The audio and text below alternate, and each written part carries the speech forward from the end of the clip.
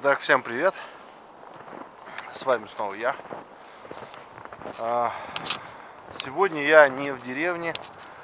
Сегодня я решил выйти просто в парк, потому что в деревню нет возможности вообще никакой поехать. Да и сейчас межсезонье, не получится как бы там поохотиться. Но заснять хотел это видео, чтобы показать вообще, что такое охота для меня, что такое для меня лес, как я к нему отношусь. Не знаю, будет это интересно или нет. Попробую еще ответить на пару вопросов, которые мне там задавали ребята. Вот. Но хочу показать, вот смотрите, какой в Москве, какие можно найти еще места. Там тропинка вон какая-то, люди гуляют, видимо. Вот, ну посмотрите, как бы, ну на самом деле, ну не дремучий, конечно, лес, но лес прям натуральный. Да, в принципе, как бы, ну слышны машины, вон там, вон, здесь недалеко, где-то в километре дорога. Ну такая, ну нормальная. Вот, но в Москве такие места найти можно. И если вот, ну, хотите погулять, пойду по тропинке, не буду я выделываться, пендриваться. Посмотрим, куда она выведет. Я хочу дойти до хвойного леса, чтобы это, пожечь костерок, посидеть, поразмышлять как раз на философские темы. Птичек послушать, вон они поют. Вот. Ну, посмотрим, что из этого выйдет. Пока буду сейчас искать место для того, чтобы пожечь костер и вот просто посидеть, побалдеть, как говорится, от леса. Ну, пока все, выключаюсь.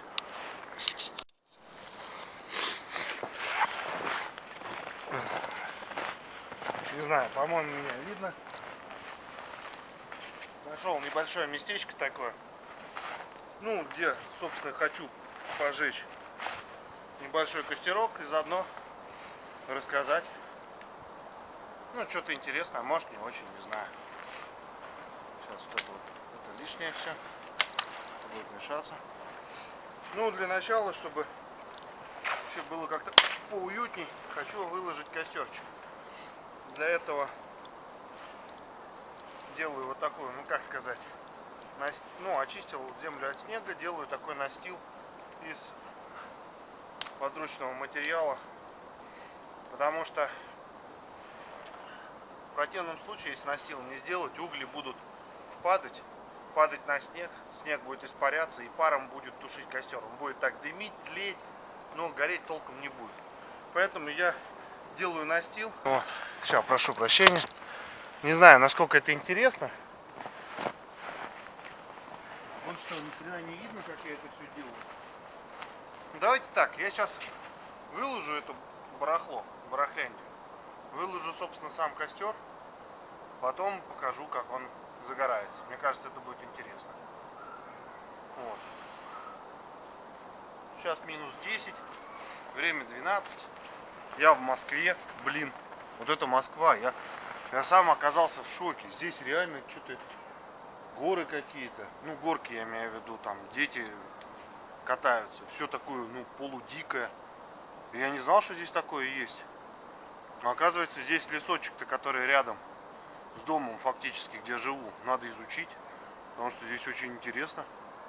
Не только как бы в Ярославской области есть дикие интересные места. Ну ладно, сейчас буду заниматься костром, долго нудно. Потом выйду на связь. Ну, собственно, надеюсь, запись пошла.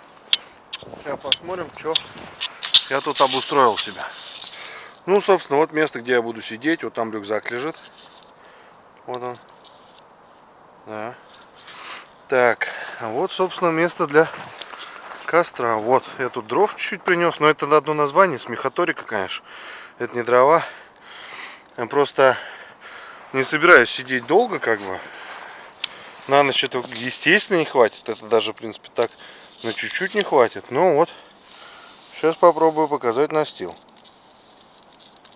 Ага, вот он. Ну вот смотрите, вот здесь бревно, я его немножко очистил. Я надеюсь, что... Сейчас, обратно. О. Вот это бревно будет как бы чуть-чуть отражать тепло. А это вот, ну, горизонтально наложены вот так вот палки через щели. Будет непосредственно поступать воздух, а угли не будут падать на мерзлую землю, на снег и так далее. На них немножко снежку есть, но это ерунда. Вот, сейчас я здесь выложу костер и буду его запалять. Вот, ну, наверное, так. А потом с вами присядем здесь, я поотвечаю на вопросы и коротенько непосредственно расскажу, как охотиться на рябчика. Я, наверное, достал уже всех этих рябчиков, но я уже думаю, что это одно из последних видео про него. Я просто расскажу все свои секреты, потому что меня попросили, говорят, а научись свистеть. Я вот как раз хочу рассказать, что не совсем в свисте дело. То есть это, конечно, все очень правильно и классно, но нужно немножко шире смотреть на этот вопрос. Короче, все я потом расскажу, что я сейчас-то начинаю. Сначала костер. Ну и так прошло минут 10, наверное. Я вот так вот уложил. Нашел, кстати, старый чек. Вон он, там белеется. Ну вот, содрал бересты немножко. Ну, за 10 минут, в общем, я вот такую тему замутил. Сейчас буду пробовать смотреть, как оно получится зажигать. Сейчас камеру поставлю. Извините. Так. Ё-моё, черт побери, снег на камеру летит. Ну вот, вроде нормально.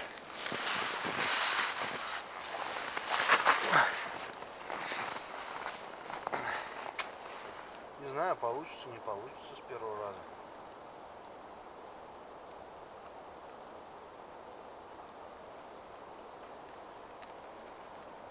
Ну, так как береста вроде должна схватиться. Да, этот чек, понятно, не горит нифига. Лучше поджигать бересту. Береста, кстати, вот тоже снегопад был большой. Да, чек вообще не горит, бумажный. Снегопад был большой, береста вся, зараза, сырая. Но она в снегу вся. Ветки сухие, они обычно на елках. Но опять же, есть нюанс, то что они здесь все, вот на высоту моего роста, они все ободраны, потому что, видимо, не один я сюда хожу костры жечь. Здесь рядом я вот дрова уже положил, чтобы они так подсыхали потихонечку.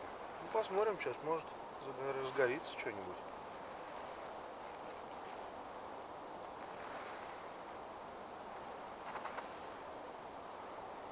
Ну, потихонечку что-то идет.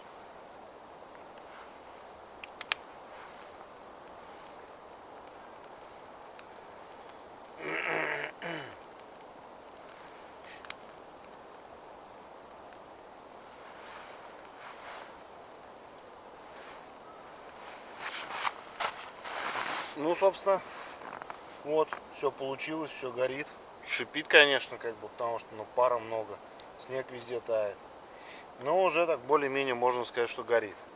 Надо сейчас дров побольше накидать, чтобы там тепло, жар создать внутри. И когда он уже разгорится, уже там будет уже, думаю, нормально. Вот. Сейчас я камеру поставлю куда-нибудь в другое место, чтобы вот как раз рассказать то, что хотел сегодня рассказать. Пока все. Естественно, как бы я хотел поставить фотоаппарат вон туда. То есть, когда я все это планировал, как нашел себе место, где посидеть, нашел себе место для костра, все вроде как бы хорошо. Но туда дым. И вот сейчас вот там, где у меня стояла камера изначально, как бы, там сейчас вот все в дыму. Сейчас надо чуть раздуть, мне кажется, чтобы здесь не схватилось сильнее.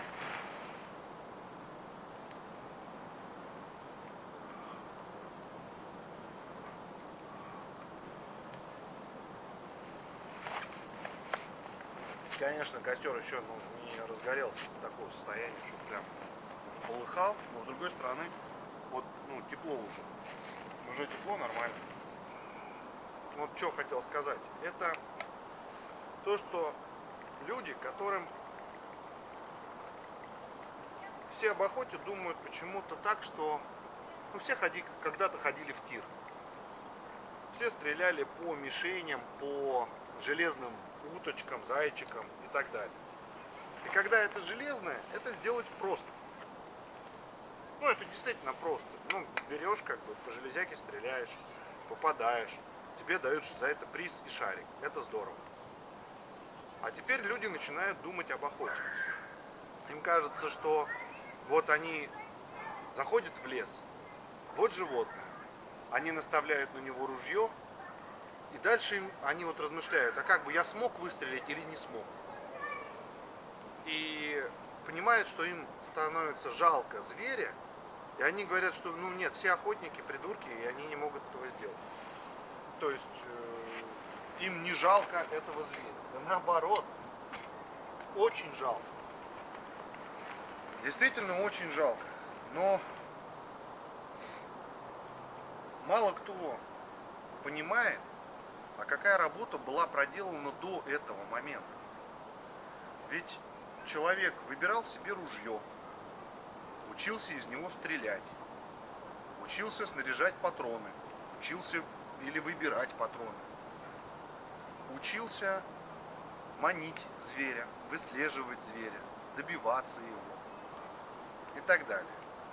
Я, например, за своим первым рябчиком, но вот который я полностью самостоятельно, как бы не с дедом, который мне его там на стволы сажал, исходя из своего опыта, а вот полностью сам взял ружье, взял свои патроны, разбирался, какой патрон, за почему так, почему должен он так стрелять, с какого расстояния должен стрелять.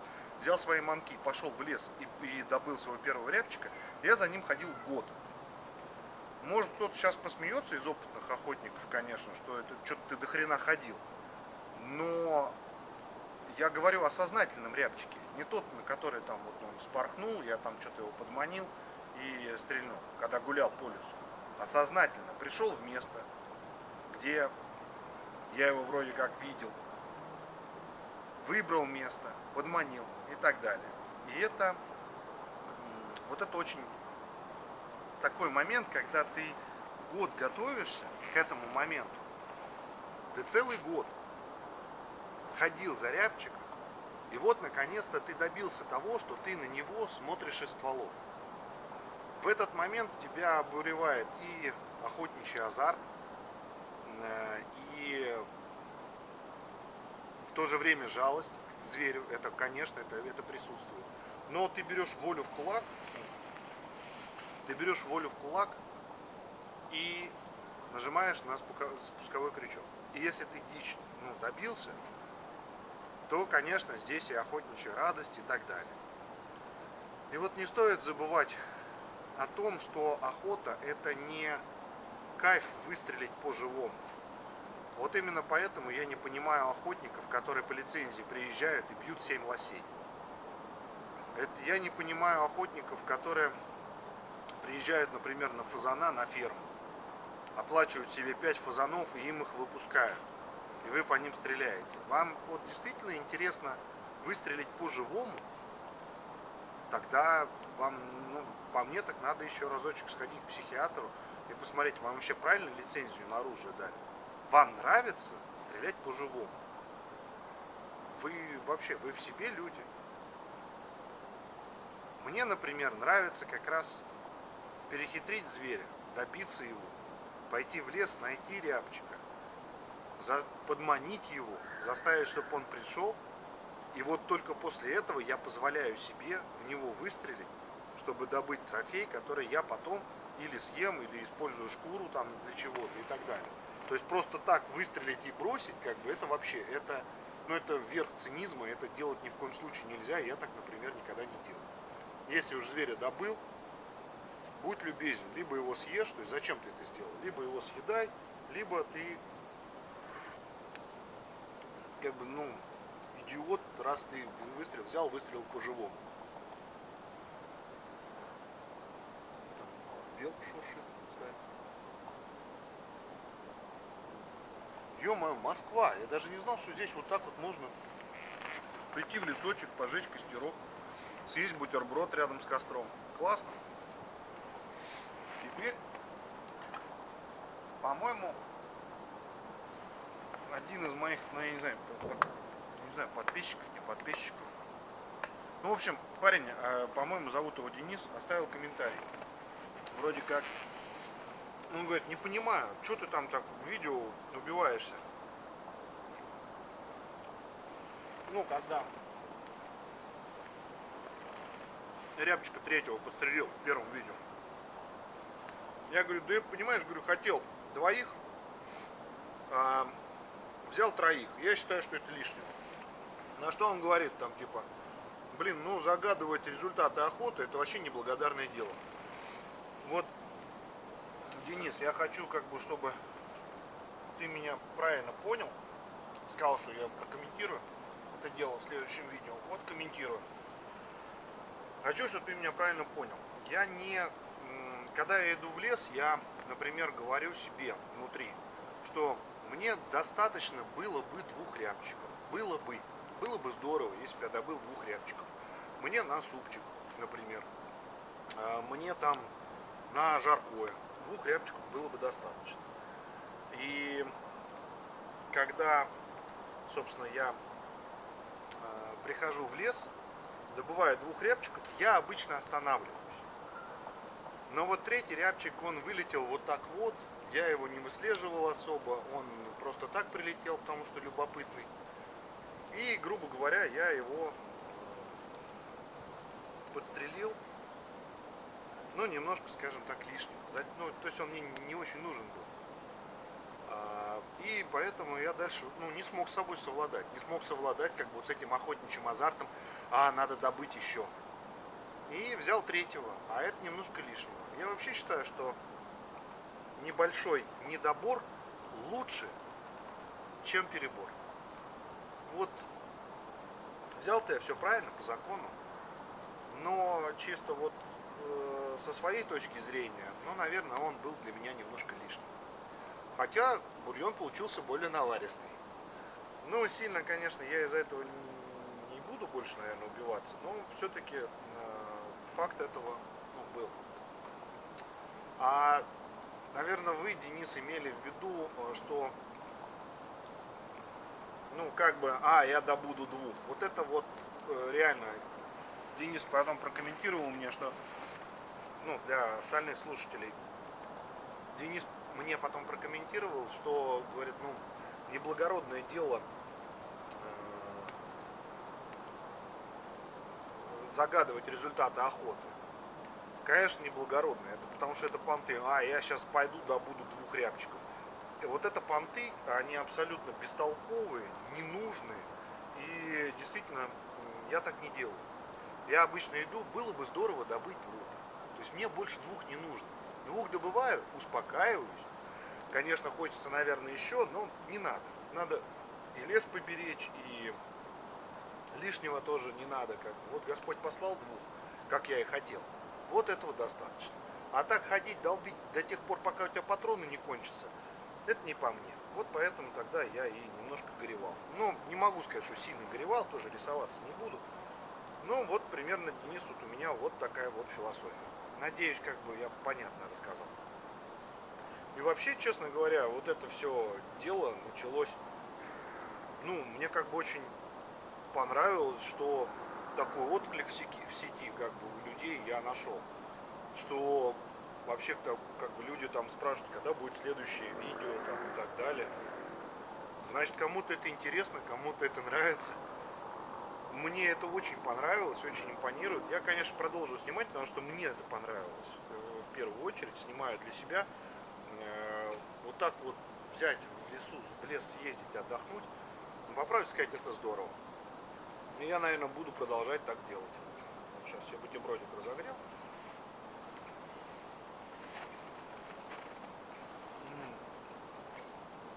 Ребята, это просто класс. В Москве, при этом в хорошем таком лесу. Обалдеть.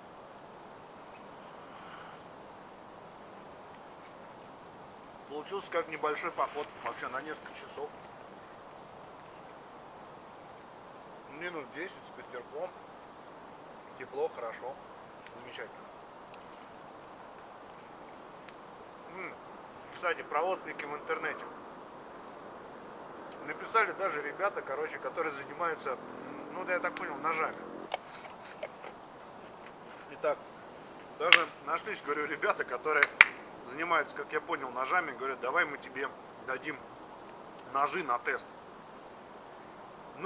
Бесплатно, а ты про нас скажешь. Я говорю, да, ребята, я вообще я и вообще не специалист по ножам, по топорам. Но да и охотник из меня вполне посредственный, как бы. Что такое-то? Они говорят, да не, ну попробуй просто и так далее. Про нас скажешь. Не знаю, может быть, скоро в моем видео появятся такие даже, как бы, ну, релизы про эти, ну, про ножи. Посмотрим, как что получится. Вот такой вот еще хотел показать костерчик. Все здесь уже оттаяло. Сейчас я его буду, наверное, засыпать. Как будто выстрел вообще сейчас был. Может, здесь реально охотятся, а я не в курсе. То мало ли. Эх, вот сейчас вот прям вот жалко, он так разгорелся хорошо. И вот как видите, вот то, что я называл, там вот подложил, это превратилось в угли. Пара больше нету. В общем, вот такие вот дела. Но сейчас это все надо будет обязательно засыпать. Ну, зимой, слава богу, нету никаких проблем в этом. В том, чтобы сделать все безопасно по поводу костра. Вот. Вот, все замечательно. Засыпать надо более основательно. Засыпать надо хорошо, потому что вообще как бы в снегу, снег это же он на 80% состоит из воздуха. И поэтому надо засыпать получше.